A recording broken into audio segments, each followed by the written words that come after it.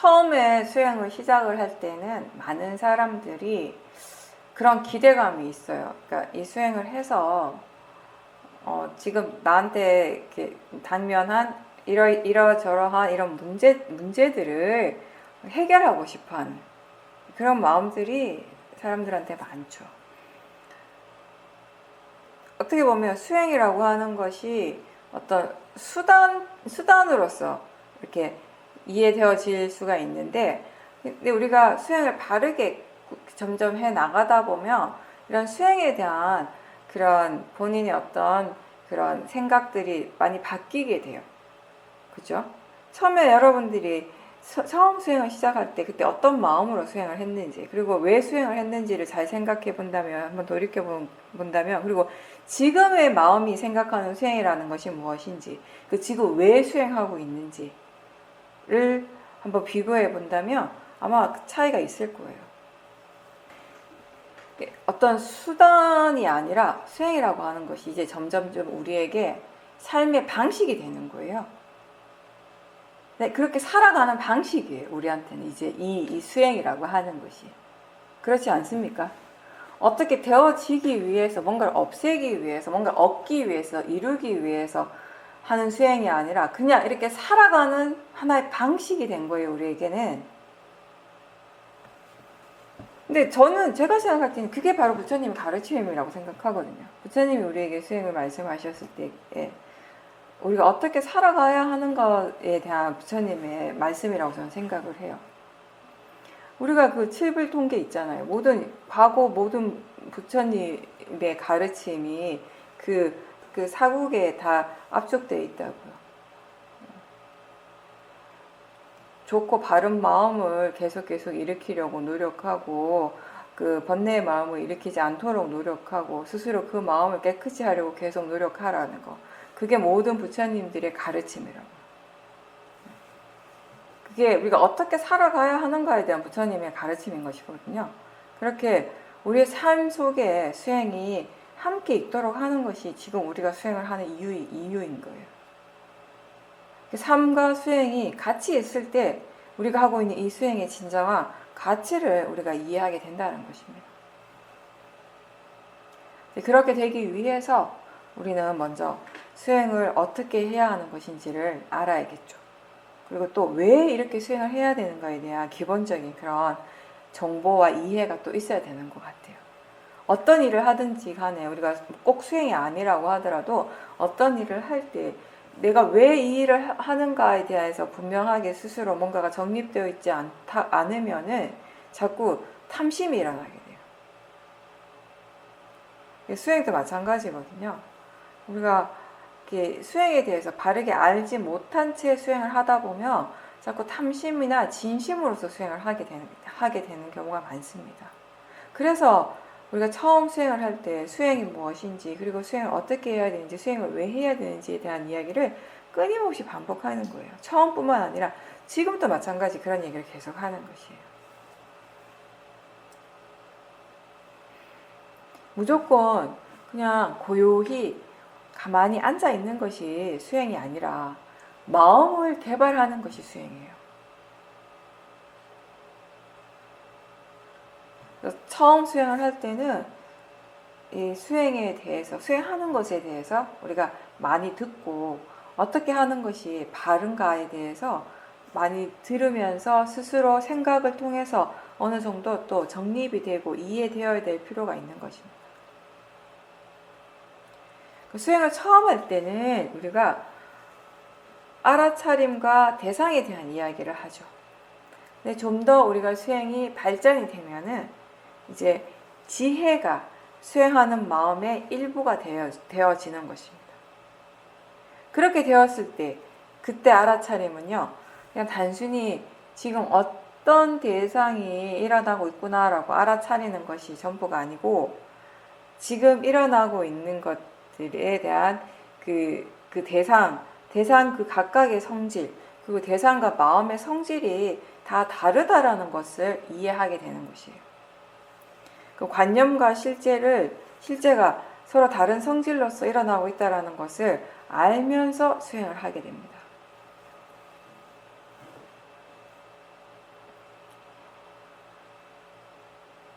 마음이 달라지게 되면, 마음의 질이 달라지면, 마음이 이해하는 그 깊이가 달라지게 되면 대상을 이제 다르게 보게 돼요. 예를 들어서 우리가 어떤 대상, 특정한 소리나 또는 어떤 특정한 어떤 형색, 느낌, 이런 것들에 대해서 아주 오랫동안 그게 일어날 때마다 화가 났어요. 그래서 우리는 오랫동안 그게 화의 대상이라고 믿어왔습니다. 근데 수용하는 마음에 이제 지혜가 생기게 되면 이제 더 이상 그게 화의 대상이 아니라 알아차림의 대상이라고 이해하게 되는 것이에요. 그래서 그 마음의 이해가 달라지게 되면 마음은 그 대상을 다르게 보게 되는 것입니다.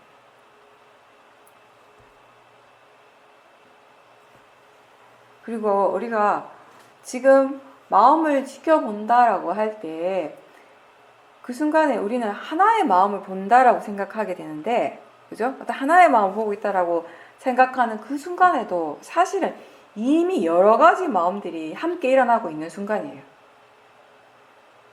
기본적으로 생각해 본다면 오온이 항상 함께 일어나잖아요. 오온에서 색을 제외한 나머지, 색수상행식의 색을 제외한 나머지 수상행식은 다 마음입니다. 마음의 작용들입니다. 그런 작용들이 항상 함께 일어나고 있는 것이에요. 예를 들어서 화가 일어났고 화의 마음을 본다라고 할 때 우리는 관념적으로 그냥 하나의 마음을 본다라고 생각을 하는데 사실 그게 아니라는 것이에요.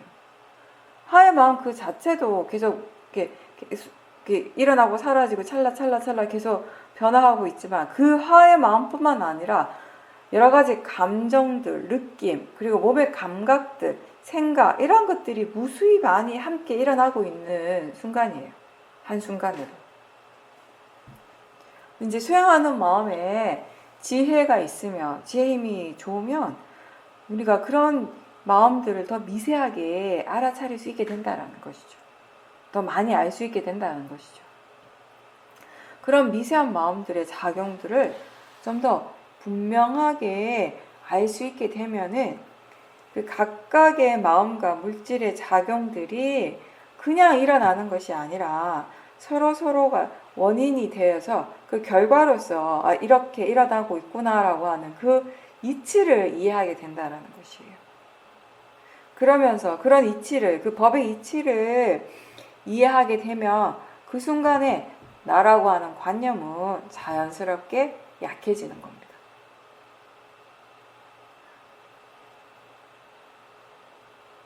우리가 아무리 내가 없다, 무하다라고 아무리 스스로 강하게 막 이렇게 스스로에게 막 일깨워주고 인지하려고 막 노력한다라고 해도요, 그냥 마음은 여전히 내가 본다라고 믿고 있고 내가 생각한다라고 믿어요.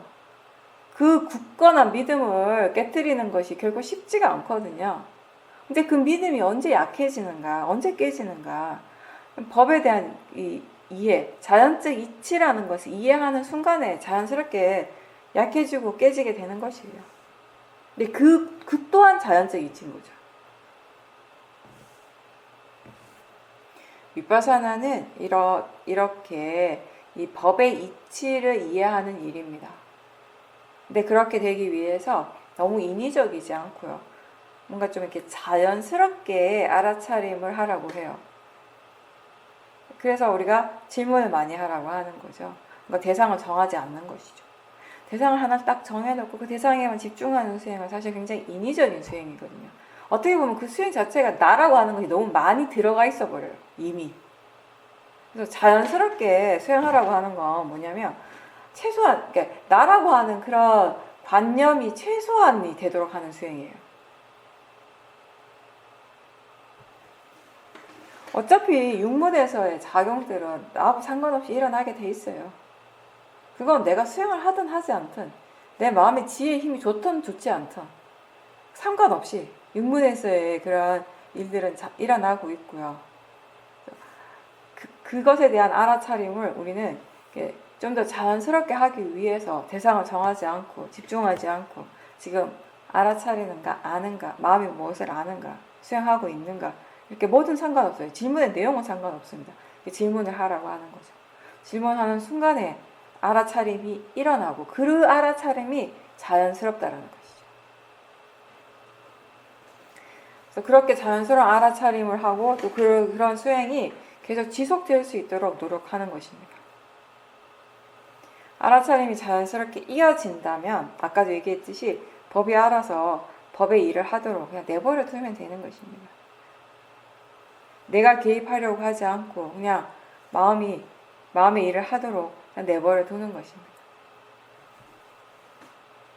그 과정에서 우리가 관심을 두는 부분은 알아차림이 있는가를 한 번씩 이렇게 점검하면 되는 거예요.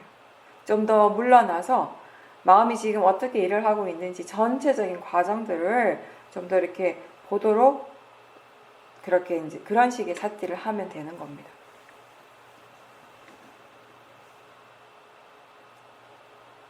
마음의 그 자연적인 그 성품의 힘이 좋아지게 하기 위해서는 선법의 힘이 계속해서 일어나고 또 일어나야 합니다.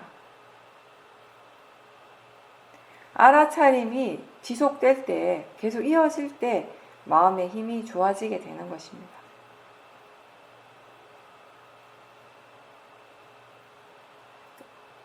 내가 애쓰지 않고 내가 뭔가를 하려고 하지 않고 마음이 알아서 법이 알아서 수행을 할 때 우리가 더 많은 것들을 이해할 수 있는데, 근데 이제 위파사나 수행자들이 주로 일어나는 문제는 어떤 거냐면 어떤 결과, 수행에 좋은 결과를 자꾸 내가 막 이렇게 만들어내려고 하는 욕심이 생긴다라는 거예요. 그리고 내가 원하는 것을 체험하고 싶어하는 그런 욕심이 자꾸 일어난다는 것입니다. 수행을 잘 하려고 내가 뭔가를 자꾸 하려고 하는 것이죠. 근데 정말 바르게 수행을 하기 위해서는요, 이 몸과 마음의 과정들이 그냥 일어나도록 자연스럽게 그냥 내버려 둬야 된다는 것입니다. 거기에 내가 최대한 개입하지 않도록 노력하는 것이죠. 물론 그냥 내버려 두면 우리가 번뇌의 위험에 빠질 수 있겠지만 알아차림이 계속 이어지고 있기 때문에 그렇게 해도 괜찮다는 것입니다. 우리가 그냥 내버려 둬라고 얘기하는 표현하는 거, 그렇게 번뇌가 일어나도 괜찮다라고 이렇게 표현할 수 있는 거는 항상 이야기하듯이 알아차림이 있기 때문에 괜찮다라고 하는 것이에요. 그냥 괜찮은 것이 아니라. 내가 무언가를 하려고 하지 않고 대신에 마음이 지금 어떻게 하고 있는지, 마음이 지금 어떻게 수행을 하고 있는지를 지켜보려고 할 때 그렇게 수행을 하는 것이 훨씬 더 자연스럽고 쉬운 수행이에요. 수행을 어려운 쪽으로 가지 말고 좀 더 자연스럽게 할 수 있고 좀 더 쉽게 할 수 있는 방향으로 가도록 하십시오.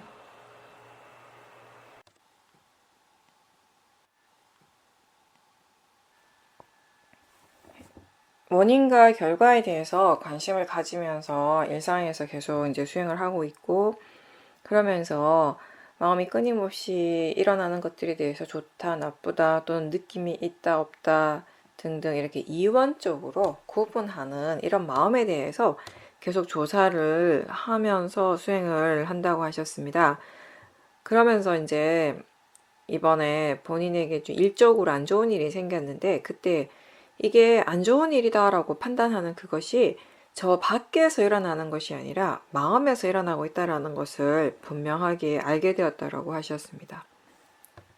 수행하면서 요즘 마음에 대해서 예전보다 더 많은 이해가 생겨나고, 그러면서 이제 비슷한 상황에 처했을 때 마음이 이제는 스스로 번뇌를 내려놓게 되고, 그런 과정들이 모두 집착으로부터의 그 괴로움을 벗어나게 해준다라는 것 또한 이해하게 되었다라고 하셨습니다.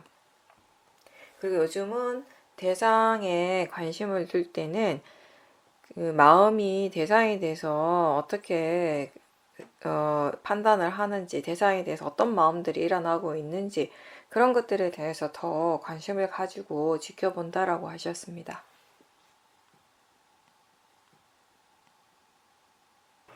아까 저도 얘기를 했지만 사실 불교에서 중요한 거는 대상 그 자체가 아니라 그 대상을 지금 어떤 마음으로 알고 있는가의 부분이라고 했어요. 우리가 처음에 이제 수행을 할 때는 대부분의 사람들의 마음이 대상에 포커스를 맞추게 돼요. 근데 마음이 왜 포커스를 맞추는가 하면 결국 그 이유는 중요하다고 생각하기 때문에 포커스를 맞추는 것이거든요. 그 처음에 이제 수행을 할 때 누구에게나 다 이제 우리가 수행을 한다라고 할 때는 대상과 마음이 항상 함께 일어나요. 항상 함께 일어나는데 이게 수행이라고 하는 것이 마음의 일이다. 마음이 중요하다라는 것은 우리가 처음부터 여러 번 반복해서 듣게 됐는데 그렇지만 처음 수행하는 사람들에게 마음이라고 하는 것은 굉장히 분명하지가 않잖아요. 그냥 마음이라고 하니까 마음인가 보다 하지 정말 이거는 이게 너무 흐릿한 거예요. 이게 정말 있는지 없는지를 모르겠어요. 있다 하니까 일어난다 하니까 그렇구나라고 하는데 실제로 자기 자신에게 이미 계속 마음이라고 하는 게 일어나고 있는데 그게 마음이라고 하는 이해가 없기 때문에 그런 것이거든요. 그죠? 수행을 처음 할 때하고 지금하고 마음 자체가 이 수행을 처음 할 때는 수행을 잘 모를 때는 마음이 원래 약하게 일어나고 흐릿하게 일어나고 수행을 잘할 때는 마음이 분명하게 일어나고 이런 건 아니잖아요. 마음의 성질은 달라지지 않아요. 마음의 성질은 달라지지 않는데 우리가 그 마음이라고 하는 것에 대한 이해가 얼마만큼 있는가에 따라서 그걸 분명하게 알 수도 있고 아니면 흐릿하게 알 수도 있고 전혀 모를 수도 있는 것이거든요. 근데 이제 대상의 부분은 좀 달라요. 뭐가 다른가 하면은 마음은 그냥 그 자체가 그냥 빠라마타 실제 하는 것이에요. 원래 그 자체가 모양도 없고 뭐 색깔도 없는 거잖아요. 그죠? 우리가 아무한테나 아무나 붙들고 마음을 한번 그려보라고 마음을 한번 이렇게 표현해보라고 이렇게 그림으로 나타내보라고 하면 그걸 어떻게 나타내겠어요? 그죠? 몰라요. 본 적이 한 번도 없으니까 눈으로 본 적은 한 번도 없으니까 우리가 마음이라고 하는 거. 근데 그렇기 때문에 이 마음이라고 하는 거는 우리가 알아차려야 하는 것이에요. 마음의 그 작용이 일어나는 순간에 알아차릴 때 그 알아차림을 계속 하다 보면은 그 마음의 성질에 대한 이제 이해도 생기게 되는 것이고요. 그 마음을 점점 이해하면 할수록 그 마음이 좀 더 분명하게 알아지게 되는 것이에요. 뭔가 좀 더 분명하게 드러난다고 우리 스스로 그렇게 느껴지게 되는 것이거든요. 근데 이제 그것과 비교해서 대상의 부분은 뭐가 다른가 하면은 수행의 대상은 물론 실제하는 것이에요. 육문에서 일어나는 실제하는 현상들. 보고, 보이고, 듣고, 들리고, 맛을 알고, 냄새로서 알아지고, 생각이 일어나고, 느끼고 하는 이 모든 것들이 다 그 육문에서 일어나는 실제하는 현상들이고, 이게 이제 수행의 대상입니다. 그죠?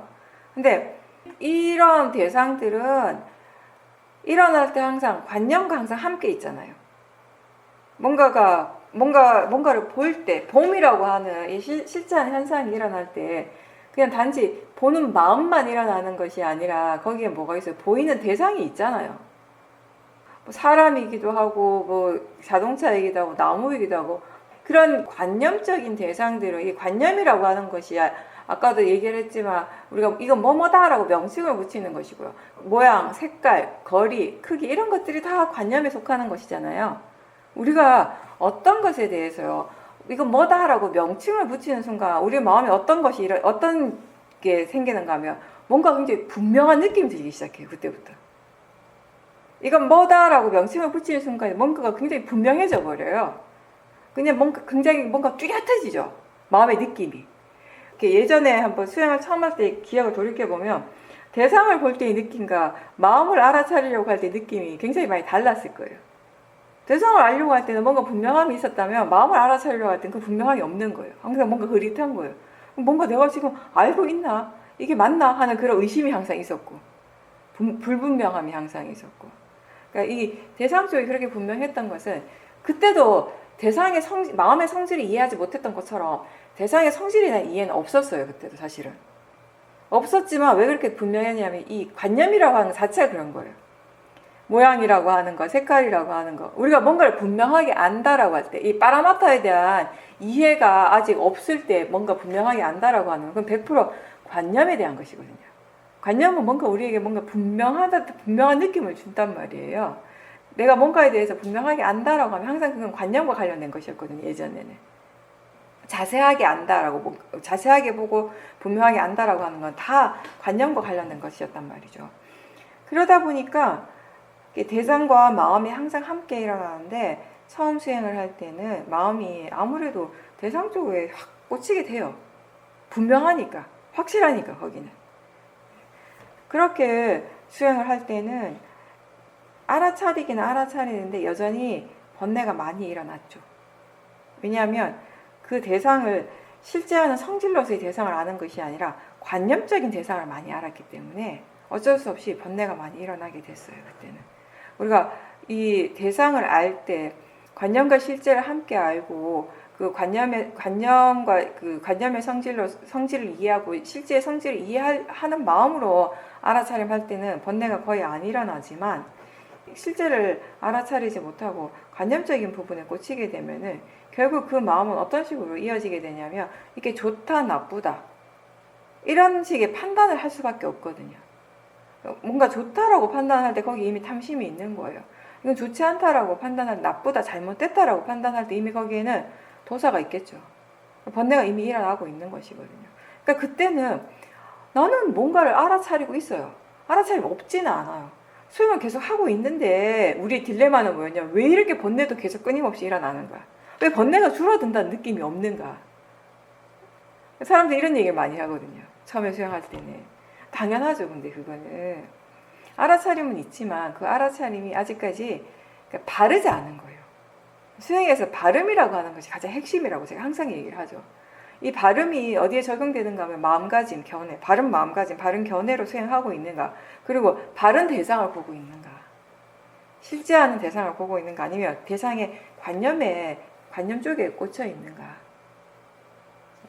근데 이제 지금은 어떤 대상을 보든지 간에 이 대상 그 자체가 중요한 것이 아니라 대상을 어떤 마음으로 알고 있는가가 중요하다라는 것을 굉장히 여러 수행적인 체험을 통해서 오랫동안 수행을 하면서 거기에 대한 이해가 많이 생겼어요.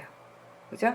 더불어서 대상은 그냥 단지 대상일 뿐이라고 하는 이해도 같이 있죠. 지금은. 그죠?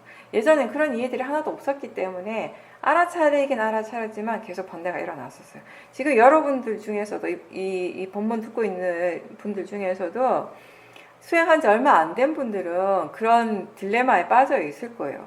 내가 분명히 수행을 안 하는 건 아닌데 수행하고자 노력은 계속 기울이고 있고 분명히 삭디는 하고 있는데 왜 번뇌는 줄어들지 않는 것일까? 왜 번뇌가 계속 일어나는 것일까? 라고 생각을 한다면, 그런 마음이 든다면 한번 자기 자신의 수행을 점검해 보십시오.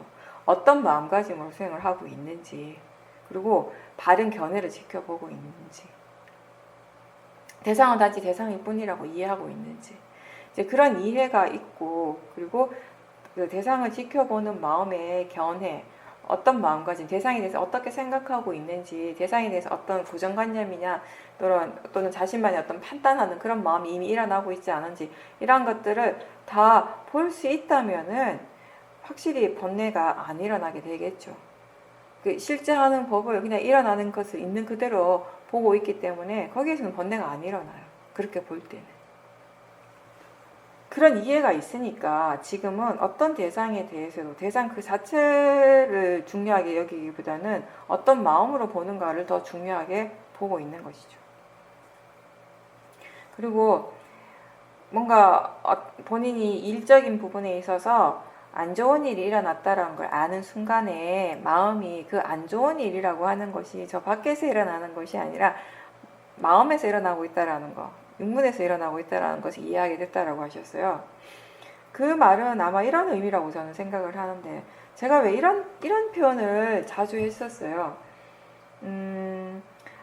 지혜의 힘이 좋을 때는 그 지혜는 어떤 것이 일어나더라도 그것을 좋다 나쁘다라고 아는 것이 아니라 그냥 이런 일이 일어났구나 라고 안다고. 똑같은 일이 일어났는데 지혜가 있을 때와 지혜가 없을 때 마음의 그것에 대해서 마음이 어떤 식으로 판단하고 어떻게 생각하는가가 다르다라는 것이거든요. 지혜는 지금 일어나는 것이 좋다라고 또는 안 좋다라고 생각하는 것이 아니라 그냥 지금 이런 일이 일어나고 있다. 그리고 그 일이 일어날 것이 일어나고 있다. 자연적 이치로서 일어나고 있다라고 아는 것이에요. 그 마음이 지혜인 거죠. 근데 그 자연적 이치에 대한 지혜가 없을 때에는 우리가 어떤 일이 일어날 때 거의 자동적으로 마음은 지금 일어나는 것에 대해서 또는 대상에 대해서 내가 자신이 지금 체험하고 있는 모든 것들에 대해서 거의 본능적으로 우선적으로 판단을 하게 돼요. 근데 그 판단도 그냥 일어나는 것이 아니라 판단하는 마음이 하는 거예요. 근데 그 판단하는 마음에 그 기준이 있어요. 그 기준이 오랜 세월 동안 우리가 지금까지 살아오면서 그 축적되어 왔던 번뇌의 마음들이에요. 사실은. 그러한 것들이 모하의 마음이, 또 도사의 마음이, 그리고 탐심의 마음이 이건 좋은 거다 나쁜 거다라고 판단을 하는 거예요. 이미 지금 일어나고 있는 그 대상에 대해서 오랜 세월 동안 우리 마음에서 일어났던 고정관념이 있잖아요. 그 고정관념이라고 하는 것 자체가 또 모하, 어리석음인 것이거든요. 그 마음이 그런 식으로 판단을 하는 것이거든요. 그렇게 판단했기 때문에 탐심이 일어나고 또 진심이 일어나게 되는 것이고요. 안 좋은 것이다 라고 생각하면, 그렇게 믿게 되면 자꾸 그걸 밀어내려고 하는 것이에요. 좋은 것이다 라고 하면 자꾸 이렇게 집착하고 자꾸 자기 자신 쪽으로 끌어당기려고 하고, 그게 다 번뇌 에너지거든요. 근데 이제 이게 좋은 것도 아니고 안 좋은 것도 아니고 그냥 이런 일이 일어나고 있다. 그러니까 자연적 이치로서 일어날 일이 일어나고 있다라고 할 때 거기에는 번뇌가 없어요. 그러니까 번뇌 에너지가 일어날 일도 없는 것이죠. 그리고 뭐가 일어나더라도 그냥 그 단지 일어나는 것으로서 원인과 결과로서 받아들이게 되는 것이고요. 우리가 그걸 어쨌든 일어난 것은 일어난 것이에요. 그죠? 그 일은 일어났단 말이에요. 근데 그 일이 일어났다라고 하는 건 어쨌든 간에 나는 그 일에 대해서 뭔가를 해야 되는 거예요. 그걸 해결하기 위해서. 근데 그걸 안 좋은 일이라고 생각할 때 도사의 마음으로 그 일에 다가가고 그 일을 해결하는 것하고 그냥 단지 일어날 것이 일어났다라고 하는 지혜의 마음으로서 그 일에 접근하고 그 일을 해결하려고 노력을 할 때 결과적으로 나에게 어떤 것이 더 이익이 되겠습니까? 어떻게 하는 것이 나한테 유익하겠습니까? 어떤 것이 나한테 유익하다라고 하는 거, 이익이 된다라는 것을 우리가 알기는 알지만 마음이 그걸 이해하지 못했기 때문에 지금까지 그게 잘 안 됐던 거예요. 근데 지금은 마음이 그것에 대해서 충분하게 이해했기 때문에 그게 자연스럽게 되는 것이죠. 결국 우리가 이 자기 자신에게서 일어나는 것이 우리가 인지하는 자신의 세상의 전부잖아요. 그렇죠? 마음이 그것을 알지 못하면 우리에게 알아지는 것이 아니라면은 사실은 그 자체가 우리에게 큰 의미를 가질 수가 없는 것이에요. 알아지기 때문에 우리의 세상이 지금 일어나기 시작하는 것이거든요. 펼쳐지기 시작하는 것이거든요. 근데 그랬을 때 일어나는 것이 그 자체로서 어떤 그 성질이나 가치로서 우리에게 알아지기보다는 항상 우리가 어떤 마음가짐, 어떤 견해, 어떤 마음의 조건으로서 그것을 아는가에 따라서 그 대상의 가치들, 지금 일어나는 일에 그 지금 체험하고 있는 것의 가치들이 다시 결정되어지는 것이잖아요. 그러니까 그 부분이 아까도 얘기했지만 불교에서 핵심적인 부분 중에 하나 그거예요. 그래서 결국 우리는 저 바깥에 관심을 두지 않는다는 것이에요. 결국은 모든 것들이 자기 자신에게서 알아지는 것에서부터 시작한다는 것이에요. 거기서부터 우리의 세상이 일어나기 시작하기 때문에 알아지는 것에서부터 시작을 하고 또 어떻게 알아지는가, 어떤 마음으로서 아는가가 굉장히 중요하다는 것이에요. 그래서 우리는 자기 자신에게 집중하게 되는 것이죠. 저 바깥에 관심을 두는 것이 아니라 저 바깥에서 아무리 많은 것들이 일어나도 마음이 알지 못하면 그건 나의 세상이 아니잖아요. 근데 이제 그건 있어요. 그렇다고 해서 모든 것이 마음이 만드는 것이다 라고 하는 의미하고는 다르다라는 것이에요. 이 테라와다 불교 교리에서 바깥에서 객관적으로 존재하는 것들이 분명히 있죠. 그게 없다라고 하진 않아요. 근데 다만 핵심이 뭐냐면 그렇다 하더라도 그 대상이 우리의 마음에 의해서 어떻게 알아지는가가 핵심이라는 거예요.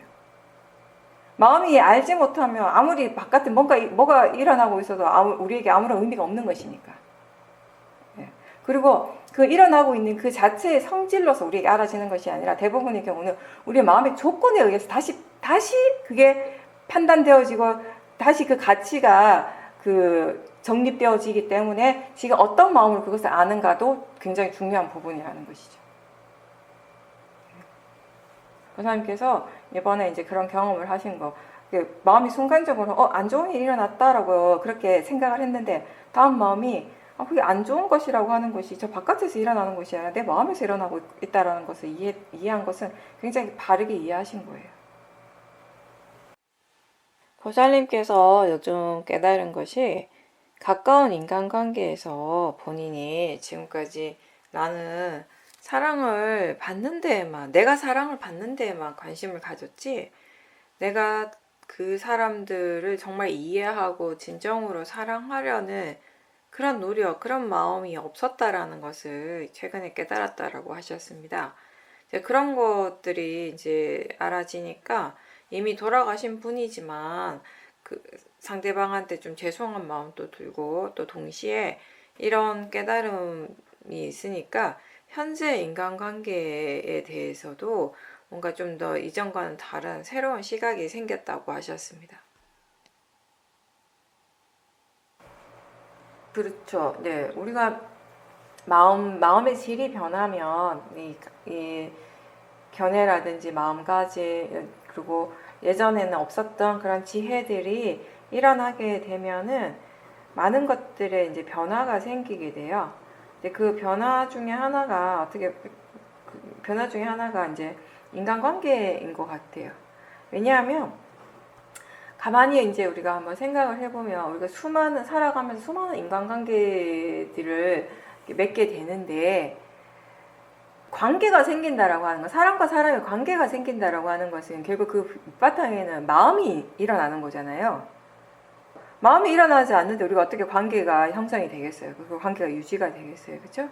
마음이 일어나기 때문에 관계가 생길 수가 있는 것인데 그럼 그런 관점에서 우리가 한번 생각을 해보면 지금까지 내가 살아오면서 수많은 인간관계들을 맺어왔고 그럼 그 많은 인간관계에서 정말 순수한 마음의 관계가 얼마나 있었을까?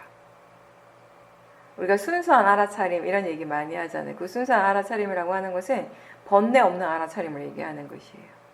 그럼 그 인간관계에서 우리가 순수한 인간관계, 우리가 정말 번뇌 없이 순수한 마음으로서 그런 다른 사람과의 관계를 유지시킬 수 있었던 적이 있었나? 거의 없었을 것 같아요. 대부분의 관계들이 인간관계가 뭔가 이렇게 어떻게 다른 사람과 어떤 관계가 성립을 했다라고 하는 건 마음이 일어났다라고 하는 건 그 마음은 대부분이 보면 탐심이 아니면 진심인 경우가 많아요. 탐심으로써 그 관계가 생기면 우리는 그 상대방을 되게 좋아하겠죠. 애정을 많이 가지게 되고 진심으로서 진심을 바탕으로 한 관계면은 그 사람에 대해서 우리가 별로 안 좋은 느낌, 안 좋은 그런 마음들을 많이 일으키게 되겠죠. 일상에서 일어나는 마음들을 계속 지켜보는 것도 굉장히 수행에서 중요한 부분인데 여러분들이 이게 일상생활에서 누군가를 만나고 할 때, 생활할 때, 직장에서든 집에서든 그런 자기 자신과 이렇게 멀든 가깝든 특히 가까운 관계일수록 그런 관계에 있는 사람과 함께 있을 때 그 밑바탕에 어떤 마음들이 일어나고 있는지 한번 잘 살펴보십시오. 그게 우리에게 정말 많은 공부가 되거든요. 왜냐하면 다른 어떤 때보다 사실은 강한 번뇌가 일어나는데 지금까지 우리가 살면서 그게 번뇌라는 것을 제대로 알지 못하고 살아왔어요. 번뇌라는 것을 알지 못한 채 우리는 뭐에 가려져 있었냐면 저 사람이 어떤 사람, 거기에 온통 가려져 있었던 거예요. 근데 아까 혜인아 보살님 인터뷰와 연결되는 건데 저 사람이 어떤 사람이라고 하는 건 내 마음의 일이에요. 그 사람의 일이 아니라. 우리는 지금까지 저 사람 어떤 사람이야? 라고 내가 이미 정해놓고 그 정한 대로의 감정들, 느낌들이 일어나고 그 느낌이 그리고 그런 생각들이 그 상대방과의 나의 그런 관계에 굉장히 큰 영향을 미쳤거든요. 근데 그게 지금까지 우리가 잘못 알았던 게 뭐냐면 그 사람이 어떤 사람이다라고 하는 게 그 사람의 일이라고 알았던 거죠. 그렇죠. 근데 지금 와서 보니까 그게 그 사람의 일이 아니라 내 마음에서 일어나는 것이었다라는 거. 그렇게 우리가 볼 수 있을 때 이제 관계도 많이 달라지게 되는 거예요. 관계가 달라지는 거 왜 달라지는가 하면 그 관계를 일으키게 하는 그 마음이 달라지기 때문에, 마음의 질이 달라지기 때문에 이제 관계도 이제 달라지게 되는 것이죠. 가까운 사람들일수록 그 관계를 유지시키는 그 마음이 주로 집착이죠. 근데 집착만 있는 건 절대 아니에요. 집착이라고 하는 건 강한 탐심이 있고 집착이 있다라고 하는 건 거기에 그만큼의 더 강한 도사도 있는 것이에요. 없을 수가 없어요.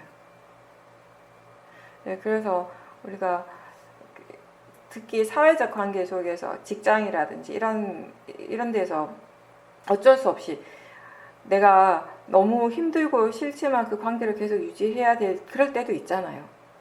네, 그럴 때 그런 관계일수록 정말 자기 자신의 마음에 집중을 해야 되는 것이거든요. 그 관계 속에서 일어났던 여러 가지 일들에 대해서 그 내용에 대해서 자꾸 생각하는 것이 아니라 그 일의 내용에 대해서 생각을 하면요, 하면 할수록 마음이 더 힘들어져요. 내가 점점 더 힘들어지게 된다는 것이에요.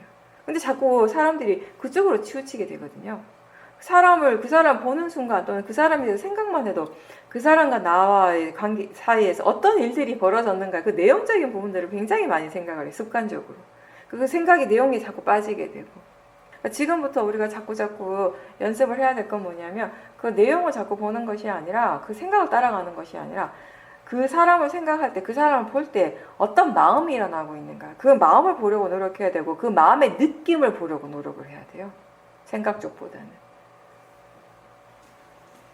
그렇게 했을 때 이제 우리가 점점 집착은 점점 약해지게 될 것이고 또 도사가 있다면 그 도사도 점점 약해지게 되겠죠. 그죠? 그렇게 했을 때 우리가 똑같이 내가 상대방을 사랑한다라고 표현을 할 수는 있지만 그 사랑하는 마음의 질이 확 달라지게 되는 거예요. 제가 저번에도 그런 얘기 했잖아요. 우리의 마음이 오력의 힘이 점점 좋아지고 특히 지혜의 힘이 많이 좋아졌을 때 그렇다라고 해서 내가 내 가족을 사랑하지 않는 것은 아니라고요. 여전히 사랑하지만 그 사랑의 질이 바뀌는 것이라고 했어요. 집착이 없이 사랑할 수 있다라는 것을 배운다라는 것이에요. 그리고 그렇게 될 수 있다라는 것이고요. 그런 식으로 이제 바뀌는 거죠. 그러니까 어떤 사람에 대해서 항상 도사의 대상으로 바라보던 그 대상에 대해서 도사 없이 그냥 있는 그대로 볼 수 있게 되는 것이고요. 그런 식으로 이제 바뀌게 되는 거죠. 예전에 사야도도 그 말씀 하셨어요. 사야도가 어렸을 때 너무 사건 사고를 많이 일으키셔가지고 부모님한테 항상 혼이 많이, 그러니까 항상 야단 맞고 아버지한테 많이 맞고 그래서 특히 아버지에 대해서 좋은 감정이 없었다라고 하셨거든요. 화의 마음이 있었다고 아버지에 대해서. 근데 이제 수행을 계속 하시고 마음에 대한 이해가 생겼을 때 스스로 사도 당신의 마음을 지켜보면서 그 마음의 성질을 이해했을 때 예전에 그때 아버지께서 왜 사야도께 그렇게 말을 하고 그런 식으로 행동할 수밖에 없었는지 그 마음을 이해하게 되신 거예요. 그랬을 때 화가 완전하게 사라지고 그러면서 또 다른 의미의 사랑이 생긴 거죠. 이렇게 마음의 질이 변했을 때 우리가 마음이 변하면 그 사람을 향해서 하는 말이나 눈빛이라든지 행동 이런 것들이 다 달라지게 돼요. 화의 마음이 강할 때 우리의 말은 거칠고요. 우리의 행동도 굉장히 거칠잖아요. 근데 화가 없을 때 우리가 스스로도 느껴요. 굉장히 부드럽다라는 것을 느끼게 되거든요. 근데 그게 나만 느끼는 것이 아니라 나와 함께 있는 가까운 사람들은 다 같이 느끼게 되거든요. 그러니까 사도 마음에 그런 번뇌가 사라졌을 때 그 번뇌 없이 부모님을 대했을 때 부모님도 그런 것들을 다 느끼신 거예요. 그래서 서로가 서로에 대해서 더 많이 이해하게 되고 그 관계가 훨씬 더 좋아졌다라고 그런 말씀을 하셨거든요. 그래서 항상 가족들이든 친구든 아니면 직장에서 만나는 사람이든지 그 사람과 함께 있을 때 어떤 일을 함께 해야 할 때 본인의 마음에서 상대를 향해서 어떤 마음이 일어나고 어떤 생각이 일어나고 있는지 상대방에 대해서 혹시나 이미 가지고 있는 고정관념이라든지 그런 이미 기존에 어떤 판단하는 그런 마음들이 계속 강하게 영향을 미치고 있지 않은지 그런 것들에 대해서 관심을 가지는 것이 굉장히 수행에도 그렇게 관심을 가진 자체가 수행하는데 도움이 되고요. 그 자체가 수행이고요. 또 동시에 우리가 일상에서의 여러 가지 그 사람들과 관계를 자연스럽게 좋아지게 하는데도 도움이 되는 것이죠. 그 인간관계가 좋아졌을 때 인간관계에 대해서 우리가 큰 문제를 느끼지 않으면 우리의 삶이요, 인생이 엄청 편안해집니다. 제가 항상 그 얘기 하잖아요. 우리가 왜 괴로운가? 살면서 사람들이 난 왜 이렇게 괴롭지라고 한번 그렇게 느껴지면 한번 잘 생각해 보세요. 도대체 왜 이렇게 괴로운가라고 생각하면 대부분이 보면 생각 때문에 그리고 인간관계예요. 저는 이 두 가지라고 생각하거든요. 근데 그 생각도 우리가 수행을 하면서 그 생각하는 마음을 대상으로 볼 수 있게 됐을 때 그 괴로움에서 이제 벗어나게 되는 것이고요. 인간관계도 이제 마찬가지인 것이고, 좀 전에 얘기한 것처럼 그렇게 했을 때 이제 이런 식의 수행을 통해서 우리가 그 괴로움에서 이제 점점 벗어나게 되는 것이에요.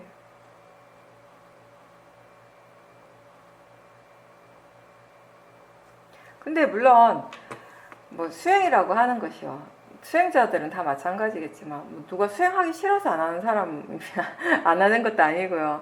그리고 지혜가 일어나기 싫어서 안 일어나는 것도 아니에요. 누구나 다 수행하면 좋다라는 것도 알고 그 지혜가 일어나면 우리의 삶이 좋은 방향으로 바뀔 수 있다라는 것을 아는데, 근데 본문을 듣고 뭐 다른 사람 인터뷰를 듣고 할 때는 그렇게 하는 지금 마음은 좀 그런 게 있을 거예요. 아, 그렇게 해야겠다. 아, 그렇게 하면 되겠다라고 하는 그런 생각들이 막 일어나요. 지금 인터뷰할 때는 굉장히 막 이게 마음의 질도 좋고 또 무엇보다도 정말 수행을 열심히 해야겠다라고 하는 그런 동기부여가 굉장히 많이 되거든요. 근데 이게 또 마음이라는 거예요. 그래서 인터뷰가 끝나는 순간에 마음이 확 달라질 수 있는 거예요. 그렇죠? 이게 마음이라서 그런 거예요. 그래서 왜 나는 왜 이렇게 수행이 잘 안 되지? 왜 나는 이렇게 수행을 열심히 못하지라고 자기 자신을 자책하지 마십시오. 마음입니다, 마음. 그게. 네. 근데 자책하지 말란다고 해서 무조건 다 그냥 그냥 잘 되겠지라고 무조건 다 긍정적으로 생각하라는 것이 아니라 열심히 노력은 해야죠. 꾸준하게 노력은 해야 되는데 되고 안 되고는 나의 일이 아니라는 것이에요. 그 결과가 어떤 식으로 일어나는가는 나의 일이 아니라 내 영역이 아니라는 것이 그 말을 하는 것이에요.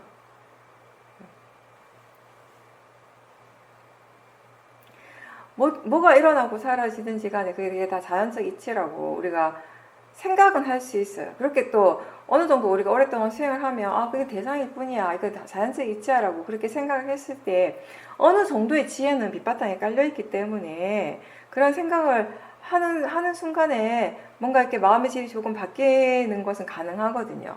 근데 이게 뭔가 이렇게 정말 우리 마음을 자유롭게 하는 거, 이 번뇌로부터 정말 자유롭게 하고 지혜의 깊이가 이렇게 깊어지는 것은 많은 노력이 필요합니다. 그렇게 되기 위해서. 수행은 정말 계속 꾸준하게 노력하는 일이에요. 그 노력을 멈춰서는 안 되는 것입니다. 근데 우리가 자기 자신의 수행에 스스로 만족하게 되는 순간에 그 노력이 멈춰버리거든요. 그래서 내가 이제 잘한다, 많이 안다라고 하는 상이 생기는 순간에 노력이 잘 안 돼요. 수행하는 사람들한테 왜 그 상이라고 하는 거, 아상이라고 하는 것을 그렇게 강조를 하는가 하면요. 이 상이 가려져 있으면요. 정말 아무것도 볼 수가 없어요. 뭘 들어도, 뭘 지켜보고, 뭘 듣더라도 그걸 본인이 다 잘한다라고 생각하거든요. 바르게 하고 있다라고 그런 착각을 하게 만든다라는 것이에요. 자기 자신이 있는 그대로 보는 것을 못하게 하거든요. 근데 문제는 예전에 이런 수행한 지 얼마 안 됐을 때는 그런 건 있어요. 내가 아직 수행을 잘 모른다라고 하는 건 있어요. 내가 아직 잘 못한다라고 하는, 부족하다라고 하는 건 있어요. 그래서 항상 뭔가에 대해서 조심하게 되고, 그죠? 노력하려고 하는 마음은 있단 말이에요. 근데 수행을 잘하고 어느 순간에 마음가짐이 바르지 않게 되거나 어떤 조건에 의해서 아상이 생겨버리잖아요. 내가 뭔가 잘한다, 이 정도면 충분하다, 뭐 이런 마음들이 생겨버리면 그때 문제는 뭐냐면요. 자기 자신을 이렇게 반조하지 않는다라는 것이죠.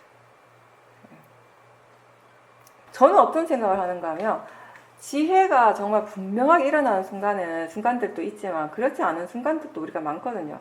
그러니까 지혜가 일어나자마자 사라지는 경우도 많아요. 분명히 뭔가 지혜가 일어난 것 같은데 그게 어떤 지혜였는지 기억이 안 나는 경우도 많고, 그죠? 처음 지혜가 일어날 때는 사실 그런 체험도 우리가 참 많이 했어요. 그래서 막 적었단 말이에요. 막 적어요. 열심히 적어요. 아, 이렇게 수행해서 이런 지혜가 일어나다 막 적어요. 나중에 한 열흘 지나고 한 달 정도 지나고 난 다음에 그걸 적은 거 다시 봤는데 내가 이걸 왜 이렇게 적었는지 기억이 안 나요. 그 지혜가 더 이상 없는 거예요. 그런 경험을 제가 몇 번 하고부터는 아, 이게 뭔가 뭐고 이게 의미가 있나 가치가 있나라고 하는 생각이 들기 시작하더라고요. 이렇게 적는 것이. 적지 않아도 마음이 계속 기억을 하고 있다면 그거는 마음이 이해했기 때문에 그런 거예요. 딱히 적지 않아, 특별하게 막 이렇게 기록해 놓지 않아도 매 순간 마음이 그거를 적용한다면 마음이 이해했기 때문에 그런 거예요. 그게 중요하더라고요. 뭐 적는 것, 처음에는 왜 적냐면은 자꾸 잊어버리니까, 사퇴하는 것도 잊어버리고 수행을 어떻게 해야 되는지 잊어버리니까 적는 게 효과가 있었어요. 아, 수행 이렇게 해야 되는 거지. 이런 상황에서 아, 수행을 이렇게 하는 거지. 라고 적어 놓은 것들을 다시 보면서 마음이 뭔가 일깨워주는 역할을 하니까.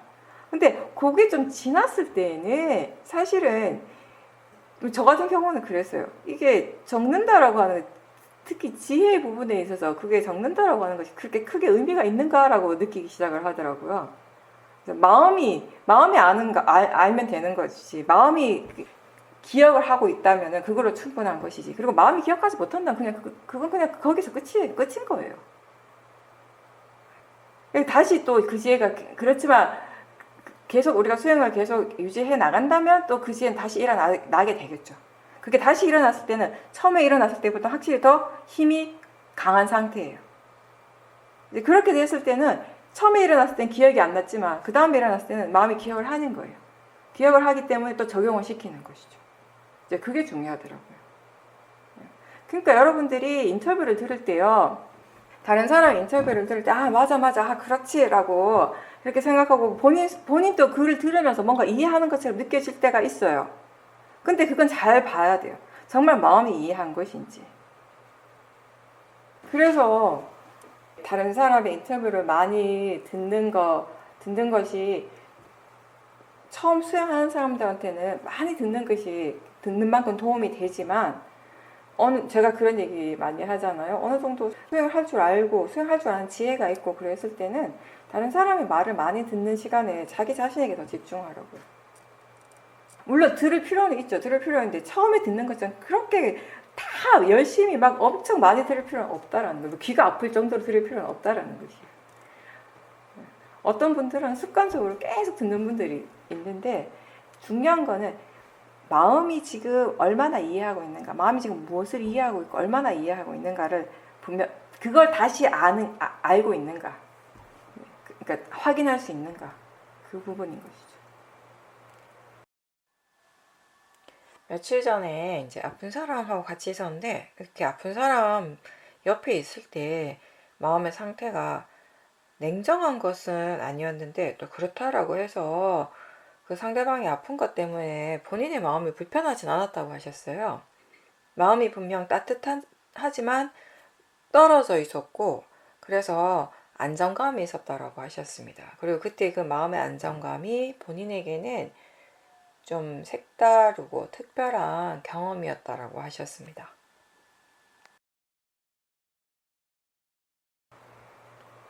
우리가 아픈 사람, 특히 뭐 많이 아픈 사람 옆에 있거나 아니면 지금 상황이 굉장히 안 좋은 상황에 처해 있는 사람 옆에 있을 때 보통 사람들 같으면 이제 연민심이 일어나잖아요. 그 우리가 이제 연민심이라고 이제 표현을 하죠. 근데 보통의 사람들한테 일어나는 그 연민심에는 자꾸 도사가 있기 마련이에요. 화의 마음이 있어요.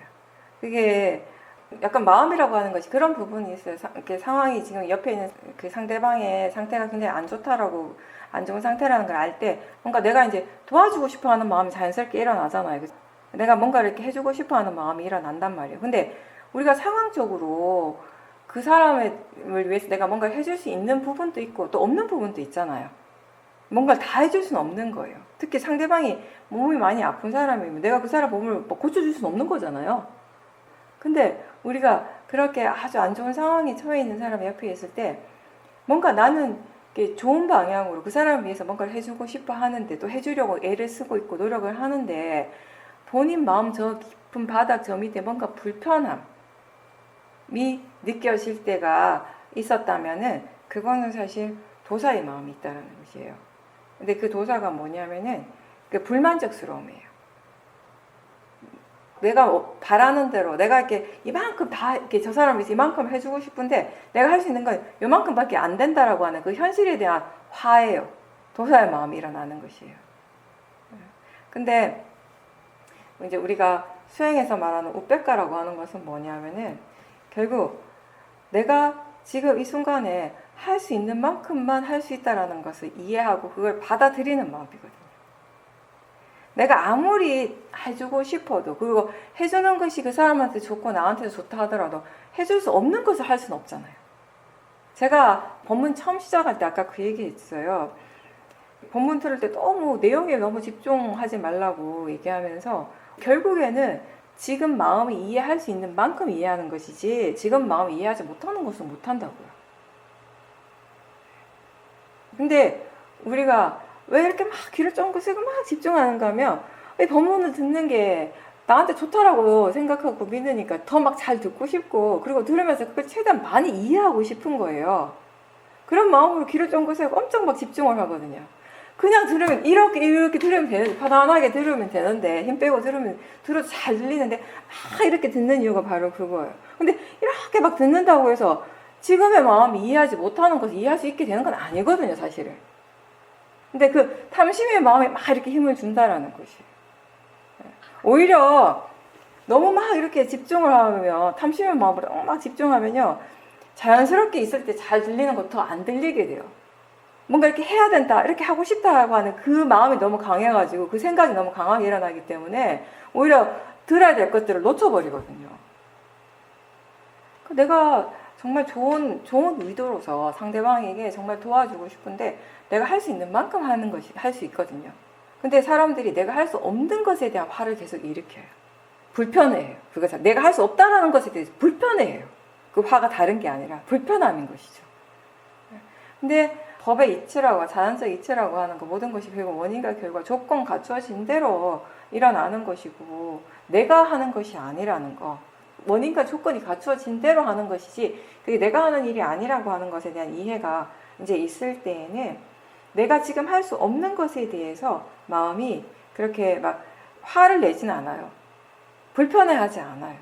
할 수 없다라는 것을 받아들이기 때문에 인정하고 받아들이기 때문에 화를 낸다고 해서 그게 되는 것이 아니다라는 것도 알거든요.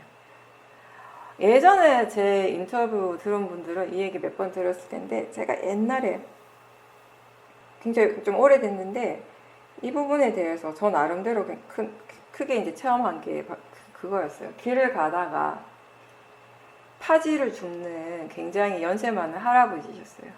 너무너무 몸이 불편해 보였고요.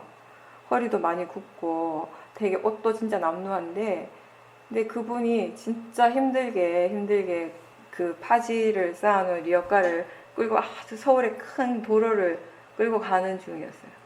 그 모습을 제가 길을 가다가 딱 보는데 너무 마음이 아픈 거예요.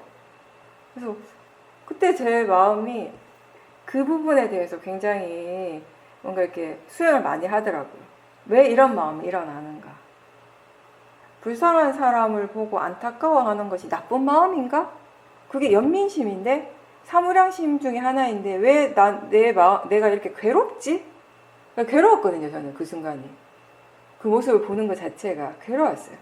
왜 괴로운가에 대해서 마음이 궁금해하고 계속 수행을 했었거든요. 그랬을 때 계속 이렇게 들여다봤을 때 결국 그 밑바닥에 나는 연민심이라고 생각했는데 그게 사무량심의 그런 좋은 마음의 연민심이 아니라 도사가 있었던 거예요. 화의 마음이 있었던 거예요.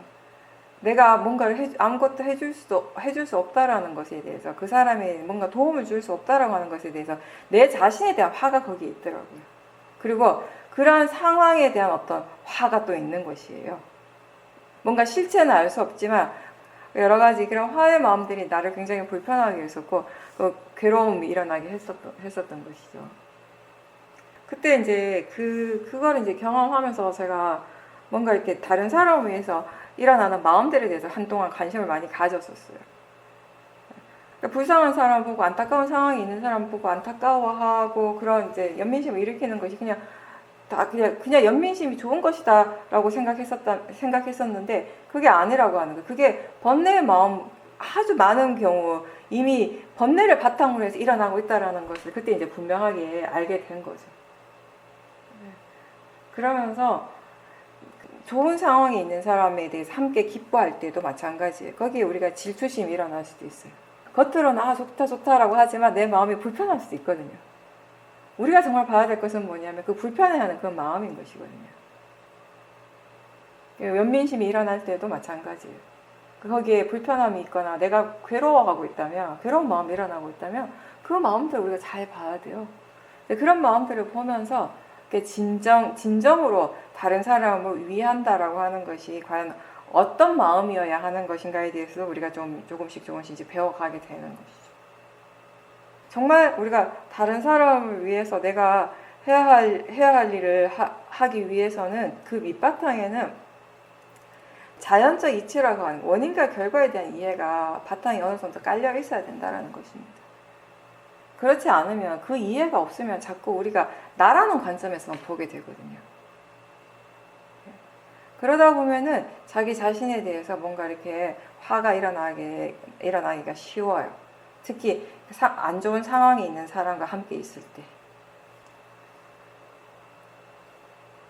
결국 오늘 본문도 그렇고 인터뷰도 그렇고 핵심은 그건 것 같아요. 어떤 상황에서든지 우리가 관심을 두고 우리가 그 주의를 기울여야 할 것은 마음의 부분이라고 하는 거. 그리고 우리가 도사가 없을 때 그 상대방을 위해서 정말 내가 무엇을 해야 할 것인가가 더 분명하게 알아져요. 왜냐하면 도사나 탐심이 있으면, 도사나 로바가 있으면 그 번뇌의 마음에 가려져서 지금 내가 무엇을 해야 되는가를 생각을 못해요. 그렇지 않겠어요? 여러분들이 막 도사가 화가 막 강하게 일어나고 진심 또는 탐심이 막 강하게 일어나는데 지금 내가 해야 될 일에 대해서 올바르게 마음이 판단을 할 수 있겠냐고요? 못하거든요. 저도 마찬가지였어요. 그래서 그 순간이 지나고 그때 계속 일상에서 계속 수행을 하고 있었고, 수행이 굉장히 잘 되고 있는 상황이었어요. 그래서 어쩌면 제가 더 그 부분에 대해서 관심을 가졌던 것 같은데, 왜냐하면 일상에서 계속 수행이 잘 되고 있었기 때문에 그때 지하철 타고 지하철역을 딱 나왔을 때인데 지하철 안에서도 계속 수행을 하고 있었단 말이에요. 그 마음의 질이 계속 좋은 마음의 상태가 계속 유지가 되고 있다는 걸 스스로 알고 있는 그런 상태였는데, 그 할아버지를 보는 순간에 마음이 괴로워졌단 말이에요. 그 순간에. 그러다 보니까 마음이 계속 번뇌가 막 일어나고 있는 상황에 또 그런 번뇌를 만났다면 어쩌면 그 새롭게 일어난 번뇌에 대해서 마음이 그렇게까지 막 주의를 안 기울였을지는 모르겠는데, 그때 마음의 질이 굉장히 좋은 상태에서 그런 번뇌가 확 일어나니까 마음이 거기에 관심을 많이 가졌던 거예요. 그러면서 계속 거기에 대해서 이제 생각을 하고 그 마음을 계속 관찰하려고 이제 많이 노력을 했었는데, 그렇게 하면서 결국 그 밑바탕에 내가 화가 있었다라는 것을 분명하게 알게 되고 나니까 마음이 편안해졌거든요, 이제. 그렇지 않았다면, 제가 그때 그렇게 계속 수행을 하지 않았다면, 그때 그 상황에 대해서 시간이 지나서, 세월이 지나서 그걸 다시 떠올렸을 때도 내 마음은 여전히 불편했을 것 같아요. 그 상황을 떠올릴 때마다. 그런 기억들이 있죠, 여러분들도. 우리가 그때 그 마음을 바로 보지 못하면 그 상황이 지나고 나서도요, 그것에 대해서 생각을 할 뿐인데도 계속 그때 그 불편한 마음이 일어나거든요. 그때 그 도사가 일어나거든요. 근데 이제 그 도사가 사라지고 났을 때 내 마음에 뭐라고 얘기했냐면, 그렇게 힘들게 괴로웠으면 차라리 가서 할아버지 짐이라도 좀 덜어주지, 좀 밀어주지. 그 생각이 그때 났었어요. 근데 그 상황을 딱 직면했을 때는 너무 괴롭다라는 그 생각 때문에 다른 생각을 제가 하지 못했었어요. 네. 내 마음이 편안했다면 아마 진짜 큰 길이었지만 가서 할아버지 그 수레를 밀어줬을 것 같아요. 네. 근데 번뇌가 있으니까 그런 생각을 할 여유가 없었던 거죠. 그냥 괴로웠던 거죠. 그 상황에서는. 네. 항상 누구하고 있든지 어떤 상황을 직면하든지 간에 우리는 자신의 마음에 관심을 두는 것을 잊지 말아야 하는 겁니다. 그렇게 할 때 일상의 삶 속에서 어떤 상황에서든지 마음을 대상으로 보려고 하는 노력이 있을 때 우리가 진짜 뭔가를 배우게 돼요. 거기에서부터. 결국 수행자는 자기 자신의 수행으로부터 배우게 됩니다. 그리고 그게 진짜 자기에게 가장 힘이 되는 그런 지혜예요. 자기 자신에게 가장 이익이 되는 그런 지혜가 결국은 자기 자신의 수행으로부터 생겨나는 것입니다. 항상 일상생활 속에서 어떤 마음으로 하고 있는지를 항상 관심을 기울이고 자주자주 질문을 하십시오. 네, 오늘 그럼 여기까지 하고 마치겠습니다. 수고하셨습니다.